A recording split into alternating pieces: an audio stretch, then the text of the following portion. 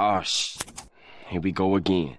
Yeah, you mentioned that, like, kind of your reaction to it was, it like it's something that you would love to fly almost. So this object, just the curiosity you experience is like what it almost like, what the heck is that piece of technology, and I want to fly it. Like, what made you feel like it's something that you could fly? Do you think it's something that a human could fly?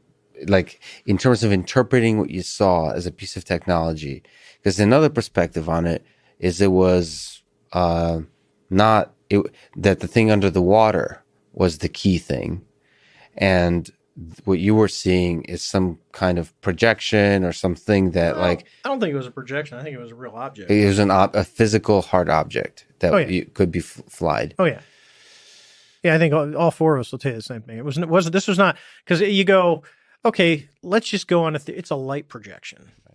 Well, if we were both sitting next to each other, we were looking at it from the exact same angle and all that, and I go, oh, okay, in theory, you could have that. But with an 8,000 foot altitude difference flying, and she's probably not directly above me. She's kind of hanging out watching this whole thing happen. You're getting two different perspectives from two different altitudes over a clear blue. If you've ever been at sea, and I don't mean like coastal, I mean like when you get out at sea, the ocean is the bluest. It's incredible. You got a bright white object over a deep blue ocean. You got pretty high contrast. And for this thing just to disappear, it wasn't, I'm telling you, I know we all have the same recollection of what happened. There's some details because it's so long ago, but for the most part, we know what we saw, and we all came back and looked at each other like, what the hell was that? Do you think about the thing under the water that's not often talked about? If there's something under the water, couldn't have been something gigantic. It could be. What? Like, do you ever think the abyss?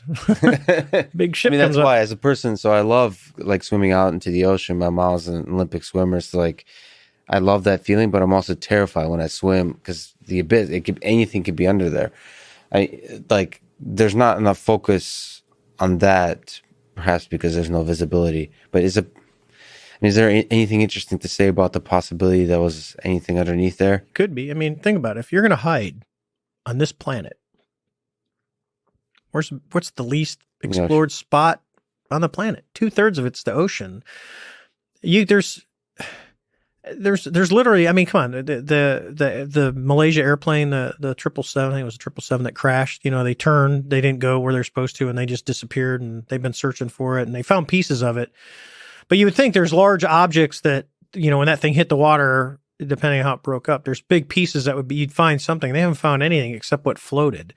So to hide something underwater, I think would be easy.